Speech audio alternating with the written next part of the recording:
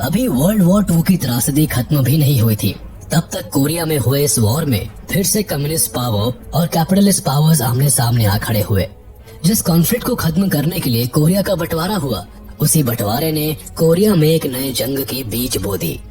इस जंग में एक तरफ यूएसएसआर के स्टालिन और चाइना के माओ गवर्नमेंट का साथ नॉर्थ कोरिया को मिल रहा था, वहीं दूसरी तरफ अमेरिका और दूसरे रिपब्लिक कंट्रीज ने साउथ कोरिया की तरफ से हथियार उठाए।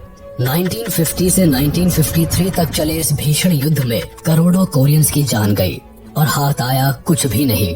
ना ही तो कोरिया का डिवीजन अबॉलिश हुआ और ना ही दूसरे बदलाव हुए, लेकिन इस युद्ध ने लाखों आम कोरियंस की जिंदगी को बदतर कर दिया। कोरिया चाइना और जापान के बीचों बीच मौजूद एक छोटा सा देश है।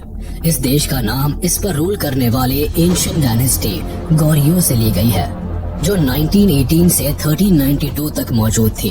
फिर आया जोसियोन डायनेस्टी, जिसने इस देश पर 500 साल राज किया और फिर 1897 में इस देश का नाम कोरिया रख दिया।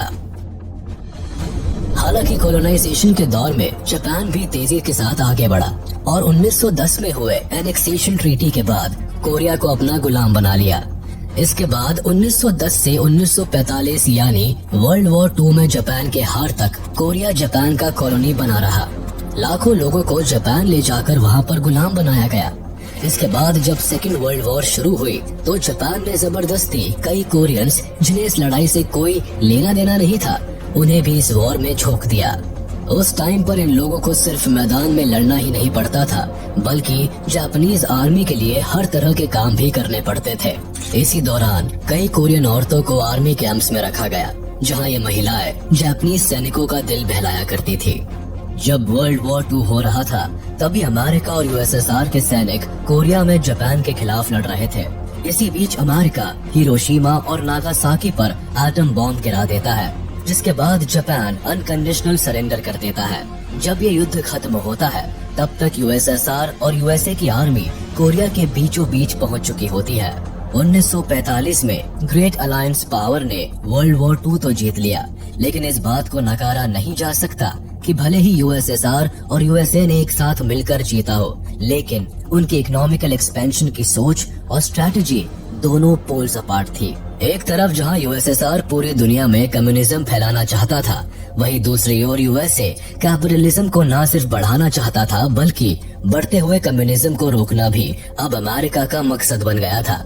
इसीलिए अमेरिका ने कोरिया को यूएसएसआर के हाथों नहीं सौंपना चाहा। एक तो इन्हें कोरिया को स्टालिन के कम्युनिज्म से दूर रखना था, वहीं इन्हें ये डर भी था कि अगर यूएसएसआर ने कोरिया में एब्सोल्यूट कम्युनिज्म फैला दिया तो जापान को भी ये जल्दी ही कम्युनिज्म के चपेट में लेंगे। क्योंकि जापान अमेरिका के लिए बहुत बड़ा मार्केट था, इसलिए उन्होंने बिना किसी कॉन्फ्लिक्ट के यूएसएसआर के साथ समझौता कर लिया। इसी समझौते के तहत अमेरिका ने साउथ कोरिया और यूएसएसआर ने नॉर्थ कोरिया पर अपना अधिकार कर लिया। हालांकि इस समझौते के तहत इन दोनों देशों को ही कोरिया को एक वक्त बाद आजाद कर देना था, लेकिन कम्युनिज्म और कैपिटलिज्म का कोल्ड वॉर भी इन्हीं दिनों शुरू हो गया। इन हालातों में ना तो यूएसएसआर ना ही यूएसए कोई भी कोरिया को छोड़ने को तैयार हो रहा था।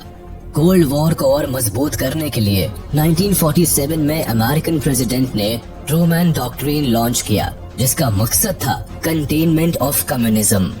अमेरिका ने दुनिया के सभी डेमोक्रेटिक कंट्री को किसी भी ऑथोरिटेरियन कंट्री के इन्वेजन से बचाने के लिए पॉलिटिकल, इकोनॉमिकल और मिलिट्री असिस्टेंस देने का वादा कर रखा था, और इन्होंने डेमोक्रेटिक कंट्रीज को सपोर्ट देना शुरू कर दिया। अमेरिका ने ये भी प्लेज लिया कि अमेरिका किसी भी देश को कम्युनिज्म से बचाने के लिए अनकंडीशनल सपोर्ट देगा। इसी दौरान ट्रूमैन ने $13 बिलियन से यूरोप में मार्शल प्लान असिस्टेंस भी दिया था। अपने आइडियोलॉजी को आधार बनाकर नॉर्थ कोरिया में यूएसएसआर ने कम्युनिज्म फैलाना शुरू कर दिया और साउथ कोरिया में यूएसए ने कैपिटलिज्म मूवमेंट शुरू कर दिया। हालांकि इस पार्टीशन का असर कोरिया के लोगों पर अच्छा नहीं पड़ा। वो लोग रिवॉल्ट्स करने लगे, जिसे दबाने के लिए साउथ कोरिया ने वायलेंट तरीके अपनाए। लेकिन फिर भी जब रिवॉल्ट खत्म नहीं हुए तो अमेरिका ने यूनाइटेड नेशंस को साउथ कोरिया में इलेक्शन करवाने के लिए इन्फ्लुएंस किया, जिसके बाद यूनाइटेड नेशंस के प्रस्ताव पर साउथ कोरिया में चुनाव कराया गया और इसी इलेक्शन में साउथ कोरिया के प्रेसिडेंट चुने गए सिंगमैन री। ये अमेरिका में पले बड़े कैपिटलिस्ट सोच रखने वाले व्यक्ति थे। वहीं नॉर्थ कोरिया ने इलेक्शन का प्रस्ताव ठुकरा दिया और वहां स्टालिन के सपोर्ट से किम इल संग नॉर्थ कोरिया के प्रेसिडेंट चुने गए। अब री के प्रेसिडेंट बनने के साथ ही साउथ कोरियाई गवर्नमेंट ने कम्युनिज्म को खत्म करने के लिए लेफ्ट विंग सपोर्टर्स के खिलाफ कार्रवाई शुरू कर दी। वहाँ के लोगों को जबरदस्ती जेल में डाला जाने लगा और किलिंग्स होने लगी। लेकिन वहाँ के लोग तब भी कोरिया के डिवीजन को रद्द करने के लिए रिवॉल्ट्स करते रहे। तभी साउथ कोरिया में कुछ ऐसा हुआ जिसने कोरिया जंग को जन्म दे दिया और ये घटना थी Jeju island massacre. Jeju island south Korean peninsula में स्थित था, जहाँ के लोगों को कोरिया में हुए पार्शियल इलेक्शन और कोरिया का पार्टीशन पसंद नहीं था। यहाँ के लोग कम्युनिज्म को सपोर्ट करते थे, जो कि री के लिए नागवार था। स्थिति तो 23 अप्रैल 1948 को बदतर हो गई, जब साउथ कोरियन प्रेसिडेंट री ने इस रिवोल्ट को दबाने के लिए पुलिस मोबिलाइज कर दी और साथ ही वहाँ मार्शल लॉ भी लगा दिया। वहाँ बड़े स्तर पर मारकाट हुई। जेजू आइलैंड में ऑलमोस्ट 3000 लोग मार दिए गए और मैसेकर का दोष साउथ कोरिया ने नॉर्थ कोरिया पर लगा दिया। इतने भयंकर मैसेकर के बाद जेजू आइलैंड का रिवोल्ट तो खत्म हो गया, लेकिन इसी बीच नॉर्थ कोरिया ने कम्युनिस्ट गवर्नमेंट और साउथ कोरिया के कैपिटलिस्ट गवर्नमेंट के बीच टेंशन बढ़ने लगा और अब दोनों ही देश पूरे कोरिया को अपने वर्चस्व में लेने की कोशिश में लग गए। दोनों प्रेसिडेंट्स ने बड़े स्तर पर अपना अपना प्रचार शुरू कर दिया। ऐसे में युद्ध अब होना ही था। साउथ कोरिया को अमेरिका का साथ था, वही यूएसएसआर का साथ नॉर्थ कोरिया के साथ था। वही दूसरी ओर माओ के कम्युनिस्ट गवर्नमेंट ने चाइना में सरकार बना ली थी, जिसका साथ नॉर्थ कोरिया को मिल गया। चूँकि साउथ कोरिया में कम्युनिस्ट सपोर्टर्स पर अत्याचार जारी था, जिससे नॉर्थ कोरिया भड़का हुआ था ही।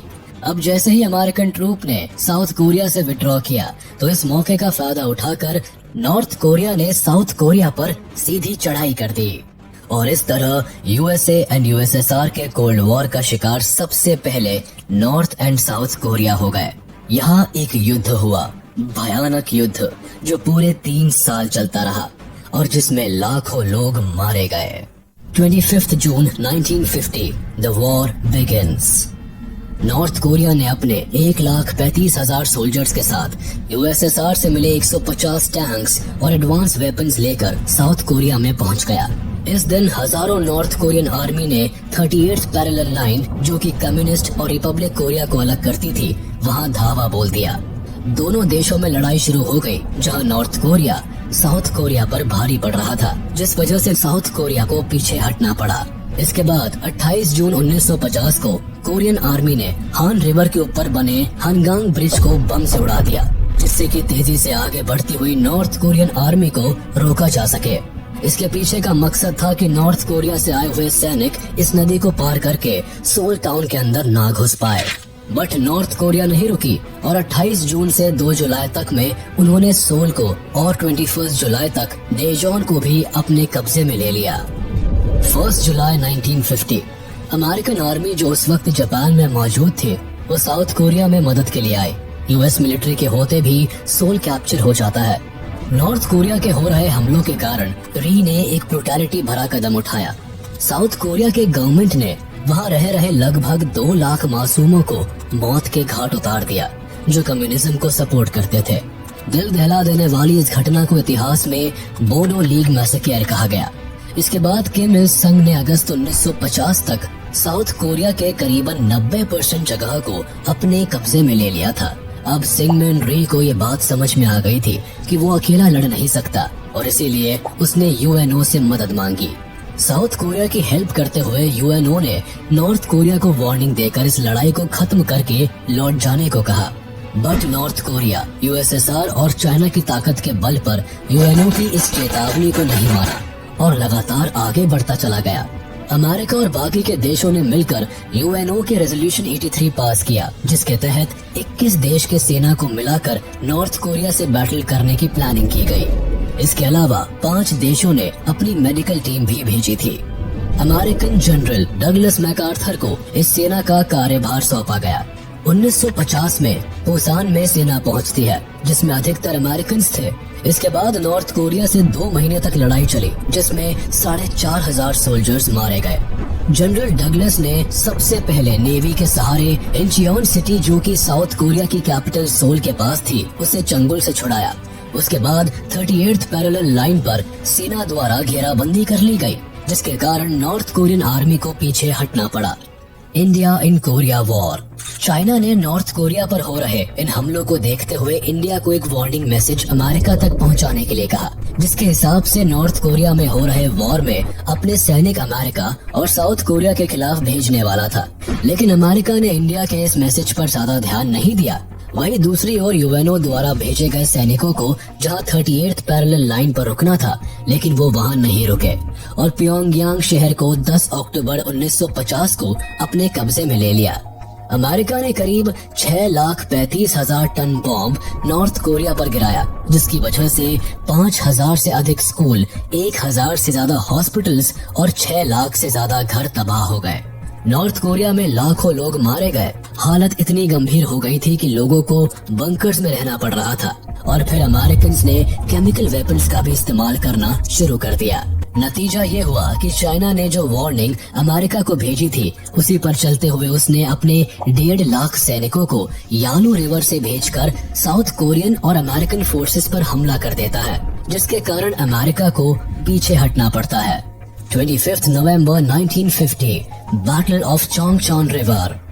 इस लड़ाई में नॉर्थ कोरिया ने 38th पैरेलल लाइन और सोल दोनों को दोबारा से चाइनीज आर्मी के थ्रू कब्जा कर लेता है और इस हार को डगलस बर्दाश्त नहीं कर पाया और उसने यूएनओ से एटम बॉम्ब के इस्तेमाल करने की इजाजत मांगी। लेकिन अमेरिका और बाकी कंट्रीज ऐसा नहीं कर सकती थी।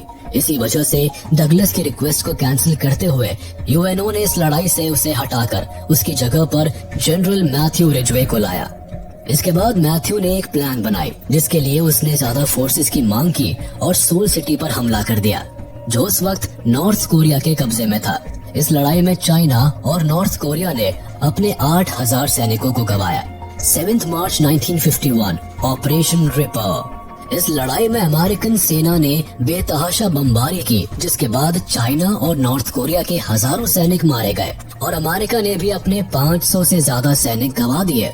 22 अप्रैल 1951 Battle of Imjin River and 25 April 1951 Battle of Kapyong।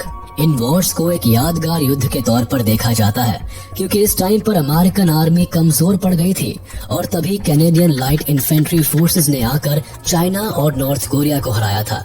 इस वॉर में चाइना और नॉर्थ कोरिया के 1,60,000 सोल्जर्स की जान गई और अमेरिका ने अपने 15,000 से ज्यादा सैनिकों को गंवाया। इस वॉर के बाद दोनों तरफ की आर्मी 38th पैरेलल लाइन पर खड़ी थी। अब यूएनओ को ऐसा महसूस हो रहा था कि शायद ये लड़ाई काफी महंगी पड़ रही है, पैसे से भी और इंसानियत के भी नाते। इसीलिए जून 1951 को यूएनओ ने अपना पहला शांति समझौता पेश किया, जिसके अकॉर्डिंग नॉर्थ और साउथ कोरिया के बीच जो बाउंड्री बताई जाती, उन्हें उसी का पालन करना था।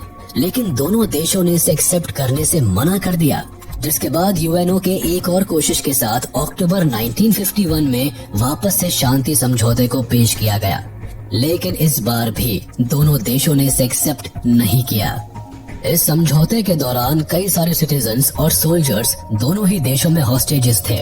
इन जगहों पर फंसे कई सारे बंधक अपने देश जाने की बजाय उसी देश में रहना चाहते थे जहां उन्हें हॉस्टेजेस की तरह रखा गया था, जिसके लिए यूएनओ ने आगे चलकर न्यूट्रल रिलेशन सुपरवाइजरी कमीशन बनाई। समझौते की बात होने के दौरान भी कई सारी लड़ाइयां लगातार होती रही। जैसे जून 26, 1952 को वेस्ट सेंट्रल कोरिया में बैटल ऑफ ओल्ड बॉल्टी हुआ। फिर 2 जुलाई 1952 में कंगाओ री में ऑपरेशन ब्लेज को अंजाम दिया गया। इसके बाद 2 अगस्त 1952 को पैनमुनजोम में बैटल ऑफ बंकर हिल हुआ। 2 अक्टूबर पैनमुनजोम के नॉर्थ ईस्ट में बैटल ऑफ हुक हुआ। 14 अक्टूबर को बैटल ऑफ ट्रायंगल हिल, 16 अक्टूबर को बैटल ऑफ जैक्सन हाइट्स, 23 अक्टूबर को कोवांगसान और आखिर में 11 दिसंबर टू 14 दिसंबर को लड़ी गई बैटल ऑफ द नॉरेस। ये लड़ाई साउथ कोरियन आर्मी और चाइनीज आर्मी के बीच हुई थी। लगातार इतने लड़ाइयों से हो रहे बर्बादी को देखकर यूएनओ ने 1953 को इस लड़ाई को सुलझाने का रास्ता निकाला। सबसे पहले यूएनओ ने दोनों देशों का ज्योग्राफिकल डिवीजन करना जरूरी समझा, जिसके लिए उसने 38th पैरेलल लाइन के ही करीब एक नई बाउंड्री बनाई जिसका नाम है द कोरियन डीमिलिटराइज्ड जोन। इसके बाद दोनों ही देशों के लोगों में खुशी थी, क्योंकि एक तो यह भयानक वॉर का अंत हो गया था और दूसरी ओर दोनों ही देशों के हिसाब से जीत उनकी हुई थी। बट इस लड़ाई में जीत ना ही नॉर्थ कोरिया की हुई और ना ही साउथ कोरिया की। वही अगर हम न्यूट्रल नेशन सुपरवाइजरी कमीशन की बात करें तो ये हमारे देश के लिए बहुत ही गर्व की बात रहा। इस वक्त पूरी दुनिया भर से इंडिया खुद के लिए फैंस बटोर रहा था। इंडिया इस वॉर में किसी की ओर नहीं था और साथ ही साथ अपने मेडिकल टीम को आगे बढ़कर लड़ाई के दौरान कोरिया भेज दिया, जिसके कारण पंडित जवाहरलाल नेहरू दुनिया के फेमस पॉलिटिशियंस में से एक बन गए। वॉर तो खत्म हो गया, लेकिन दोनों देशों ने लाखों जान गंवा दिए। नॉर्थ कोरिया ने अपने 29 लाख सिटीजन्स को गंवाया था, जिसमें 9 लाख सोल्जर्स थे और 20 लाख मासूम जनता। वही दूसरी ओर साउथ कोरिया ने इस वॉर में अपने ऑलमोस्ट 14 लाख सिटीजन्स को गंवाया था, जिसमें 10 लाख मासूम जनता थी और 4 लाख सैनिक थे। इतना ही नहीं, चाइना ने अपने 6 लाख एवं अमेरिका ने अपने 3,60,000 और यूएनओ ने अपने 8,000 से ज्यादा सोल्जर्स गंवा दिए। इस वॉर के बाद साउथ कोरिया एशिया के सबसे डेवलप्ड कंट्रीज में से उभर कर आया। आज साउथ कोरिया टेक्नोलॉजी के मामले में बेहद आगे निकल चुका है। इस देश में कई ऐसे बड़े ब्रांड्स हैं जिसे आज पूरी दुनिया इस्तेमाल कर रही है। सैमसंग, होंडा, ह्यूंडई एक्सेट्रा जैसे कई साउथ कोरियन ब्रांड्स आज विश्व भर में मशहूर है। वही आज नॉर्थ कोरिया के डिक्टेटर किम जोंग उन है, जो डिक्टेटर किम जोंग इल के बेटे और किम इल संग के पोते हैं। आज भी नॉर्थ कोरिया में डिक्टेटरशिप चलती है और इस देश में बस वही होता है जो यहाँ का डिक्टेटर चाहते हैं। ना ही तो यहाँ ज्यादा इंडस्ट्रियलाइजेशन हुआ, ना बाहरी दुनिया से इस देश का कोई कनेक्शन है। ये देश बस चाइना के साथ थोड़ा बहुत रिलेशन मेंटेन करता है